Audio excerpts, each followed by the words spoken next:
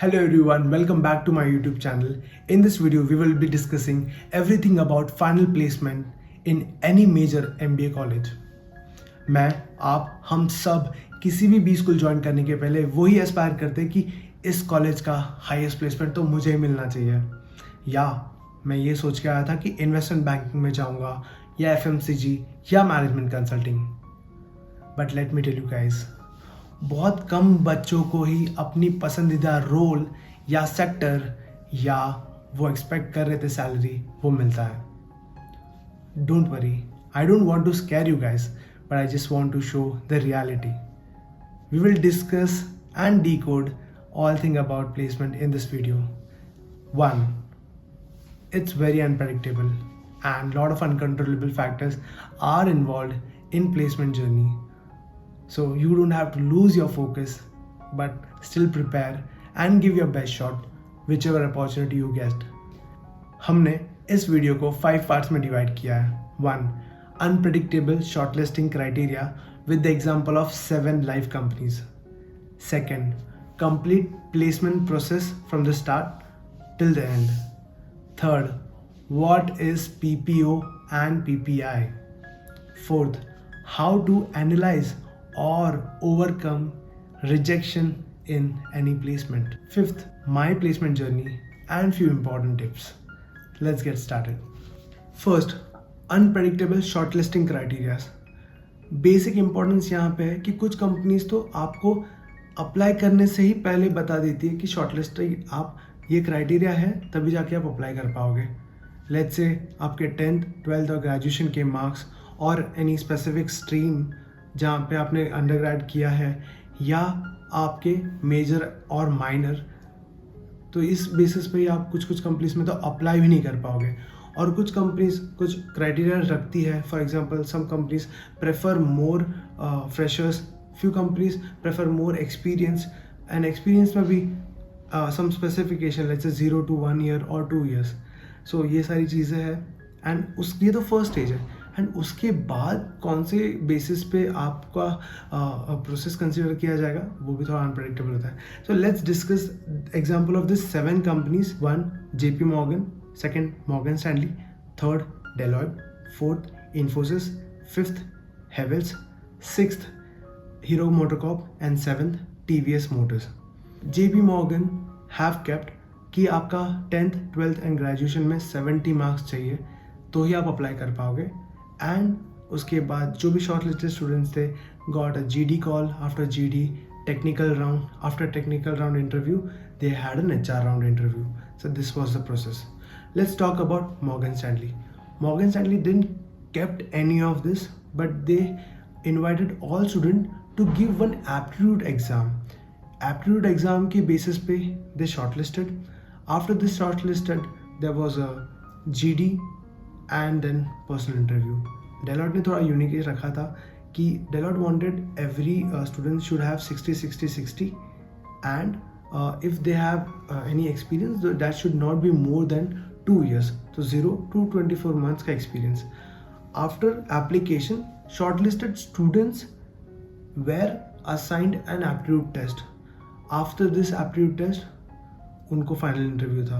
इन्फोसिस ने स्पेसिफाई किया था कुछ रोल्स के लिए about the domains, let's say marketing, finance और HRM किसी में कॉमन था. सारे जन अप्लाई कर रहे थे एंड किसी को नहीं पता था कि क्या शॉर्टलिस्टिंग क्राइटेरिया, तो उनका प्रोफाइल बेस्ड शॉर्टलिस्टिंग था. After this shortlisting there were 2 interviews, technical and HR. Hero MotoCorp have kept 65 graduation 10th and 12th ये क्राइटेरिया था. एंड एक्सपीरियंस को भी 0 to 24 मंथ्स का एक्सपीरियंस को कंसिडर कर रहे थे. अगर 2 साल से ज़्यादा है तो आप अप्लाई नहीं कर सकते. Same after this application they had GD and personal interview. Havells ने फोकस किया था इंजीनियर्स और किसी का BSc बैकग्राउंड है तो उनको ही एप्लीकेशन के लिए अलाउ किया था. After this application they had a GD and a personal interview. If I talk about TVS Motors, उनका भी प्रेफरेंस इंजीनियर्स था and shortlisting criteria was 60 and then followed by aptitude test and GD and personal interview. So ये सारे 7 examples के साथ ये understand करते हैं कि ये हर एक कंपनीज का मेजरली अलग क्राइटेरियाज होता है अलग अलग रोल के लिए, एंड दिस में differ from company to company and year to year also. कुछ कंपनीज जो है ऑफर करती है इंटर्नशिप एंड उनको ही वो आगे पीपीओ ऑफर करती है, वो फाइनल प्लेसमेंट के लिए नहीं आती। तो हो सकता है कि वो कंपनी अगर पहले ही इंटर्नशिप के लिए अगर आपको सिलेक्ट नहीं किया है तो अभी चांसेस कम है बिकॉज वो फाइनल प्लेसमेंट के लिए नहीं आएगी। तो इस प्रकार से बहुत अनप्रेडिक्टेबल हो जाता है shortlisting criteria. Second, complete placement process. हर एक कॉलेजेस के पास अलग अलग सॉफ्टवेयर होता है, किसी के पास रिकल्टा है तो किसी के पास सुपरसेट है। हमारे कॉलेज में सुपरसेट था, तो जहाँ पे सारी कंपनीज की डिटेल्स हमारे प्रोफाइल भी रहती थी। जैसे कंपनी फ्लोट होती थी तो इन्फॉर्मेशन वहाँ पे शो हो जाती थी with the criterias, job description and everything. And also Placecom use to share email also for the same. जैसे ही वो इन्फॉर्मेशन वहाँ पे आ जाती थी, एक डेडलाइन होती थी, उस डेडलाइन के पहले हमें वहाँ पे अप्लाई करना होता है। Once we apply then the process starts. कुछ कंपनीज वो एप्लीकेशन के पहले या एप्लीकेशन के बाद पीपीटी भी ऑर्गेनाइज करते थे, that is pre placement talk. Pre placement talk जहाँ पे वो कंपनी के ऑफिशियल्स आते हैं, they share what the companies vision is, what project they are into and वो हायरिंग कौन से डोमेन्स के लिए कर रहे हैं। जब वहाँ पे एक फोरम भी ओपन होता है जहाँ पे स्टूडेंट्स अपने डाउट्स पूछ सकते हैं, अगर क्लैरिफिकेशन चाहिए तो वो भी पूछ सकते हैं। ये ऑनलाइन भी हो सकता है या ऑफलाइन भी हो सकता है। जब ऑनलाइन होता है तो इसमें भी स्पेसिफिकली आपकी कॉलेज के लिए भी ये कंडक्ट किया जा सकता है, या फिर पूल कैंपसेस में भी ये ऑनलाइन कंडक्ट होता है, जहाँ पे 3 से 4 कैंपस का एक साथ प्री प्लेसमेंट टॉक अरेंज होता है। अगर वो ऑफलाइन है तो डेफिनेटली आपको ऑडिटोरियम में जाना पड़ेगा, कंप्लीट बिजनेस फॉर्मल्स में, and you have to attend that session, and if you have any questions they are happy to help you and guide you. कुछ कंपनीज बिफोर ये एप्लीकेशन स्टार्ट होने के पहले ही ये प्री प्लेसमेंट टॉक रखती है। For example आज pre placement talk रखा एंड रात के 12 बजे के पहले आप अप्लाई कर सकते हो, तो you get an clarity on the rule and then you can have an option to apply. Because एक बार आप अप्लाई कर देते हो then you can't revoke your application, you have to go with all the process of the placement. अगर आप नहीं select होते तो बात अलग है, बट अगर आप सिलेक्ट होते हो तो आपको वो जॉब ऑफर लेना पड़ता है, आप रिजेक्ट नहीं कर सकते। तो ये तो हो गया प्री प्लेसमेंट टॉक। जैसे आप अप्लाई करते हो then depending on the shortlisting criterias and process, कोई कंपनीज जीडी रखती है, कोई कंपनीज एप्टीट्यूड रखते हैं, कोई company multiple round of interviews होती है एंड किसी का सिर्फ एक ही इंटरव्यू रहता है।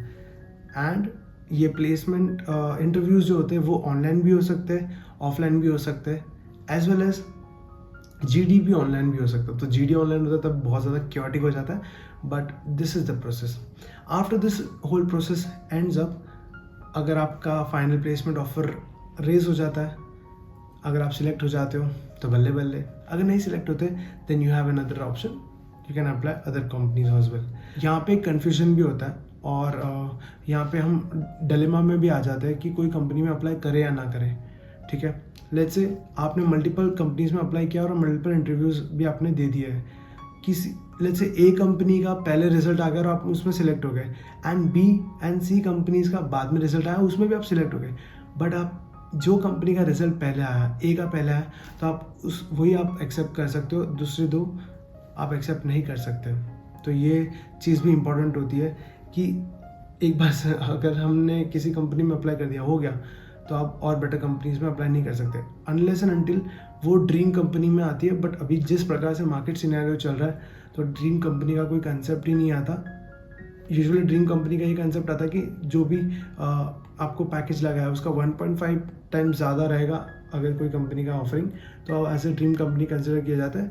अगर एक ऑफर के साथ आप अप्लाई कर सकते हो इसमें। थर्ड, व्हाट इज़ पीपीओ और पीपीआई। कुछ कंपनीज प्रेफर करती है इंटर्न्स को हायर करके उनको अच्छे से ट्रेन करके एंड उसी में से उनको पीपीओ ऑफर कर देती है, that is converted as a final placement offer. एक बार वो ऑफर करने के बाद आप कोई दूसरी कंपनी में फाइनल प्लेसमेंट में नहीं बैठ सकते। कुछ कंपनीज प्रेफर करती है कि वो पीपीआई देंगी, PPI that is pre placement interview, जहाँ पे लेट्स से सितंबर में वो कंपनी आने वाली है आपके वहाँ पे प्री प्लेसमेंट इंटरव्यू के लिए, बट उसके पहले आप कोई भी कंपनीज में अप्लाई कर सकते हो एंड आप बैठ सकते हो।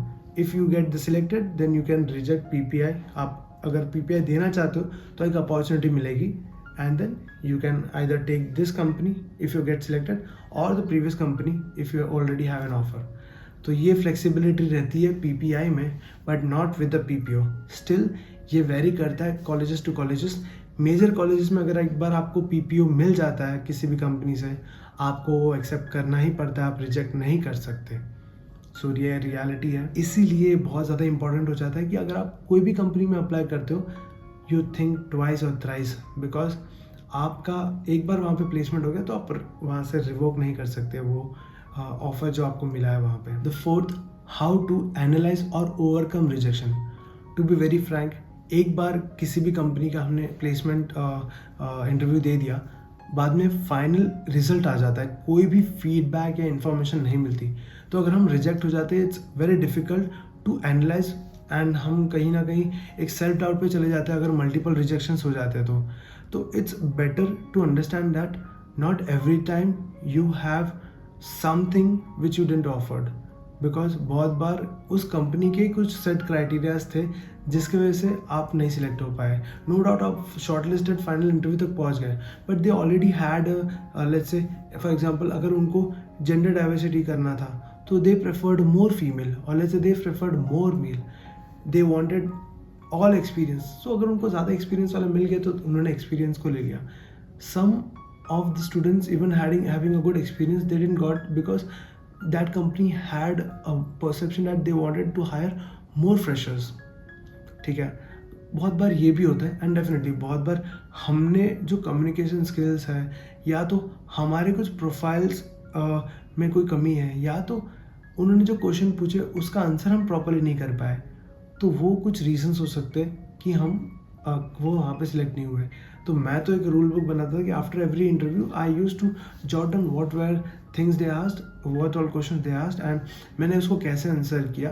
एंड अगर कहीं पे भी आपको लगता है कि आप कंफ्यूज हो, डू टॉक टू सीनियर्स और do talk to your faculties, they would give you some ray of feedback or a hope after discussing your interview experience. Fifth, my placement journey and few important tips for you. Let's divide it into two parts. एक तो internship and final placement.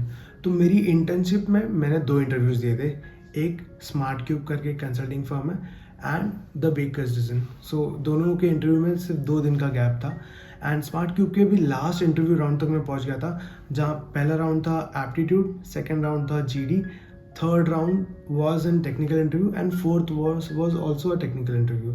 So I was till the last round of the interview, वहाँ पे guest teammates and बहुत सारे questions थे। तो out of 16 जिन्होंने last round of interview दिया था, उसमें से 4 या 5 जनों को सिलेक्ट किया था। तो I was little bit scattered because मैंने अच्छे से दिया था, बट वहाँ पे नहीं हुआ।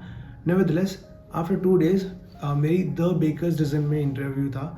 सो they are into premium bakery products and I got the role of marketing intern.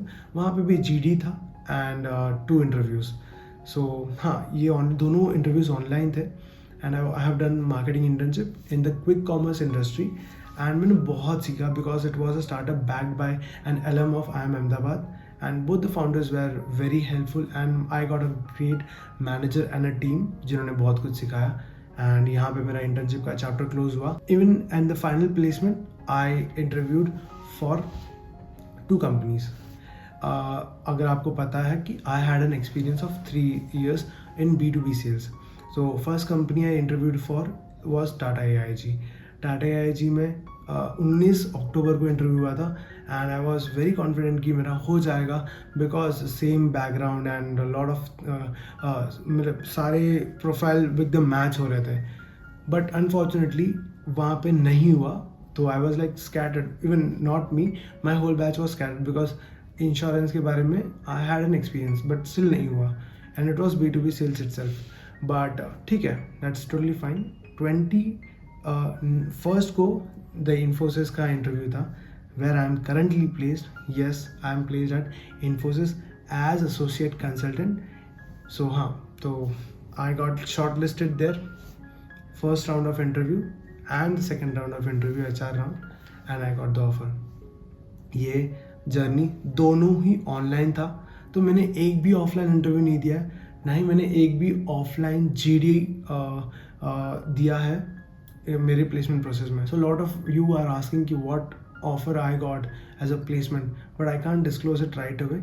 But whatever is my college's average, it is not less than that, and it is in 2 digit, so you can analyze it. One thing is for sure, think twice before applying, because एक बार आप apply कर दोगे तो आप revoke नहीं कर सकते.